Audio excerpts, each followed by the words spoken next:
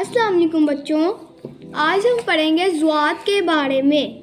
ज़ुआत की छोटी इश्काल इस तरह की होती है, इसके ऊपर एक नुक्ता होता है।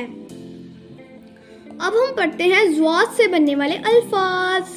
ज़ुआत से ज़ियाफ़त, ज़ुआत से ज़ियाफ़त, ज़ुआत छोटी ए, अलिफ, फे और ते, ज़ियाफ़त, ज़ुआत से ज़ियाफ़त। ज़ुआत से ज़ईफ़, ज़ुआत से ज़ईफ़, ज़ुआत आइन छोटी ए और फे, ज़ईफ़, ज़ुआत से ज़ईफ़। ज़ुआत से ज़रब, ज़ुआत से ज़रब, ज़ुआत रे और बे, ज़रब, ज़ुआत से ज़रब। ज़ुआत से ज़ियाफ़त, ज़ुआत से ज़ईफ़ और ज़ुआत से ज़रब। ये थे ज़ुआत से बनने वाले अल्फाज। चलो बच्चों, अब हम पढ़ते हैं ज़ुआत से बनने वाले जुमले। ज़ियाफ़त पर आना, ज़ियाफ़त पे आना। ज़रब दो, ज़रब दो।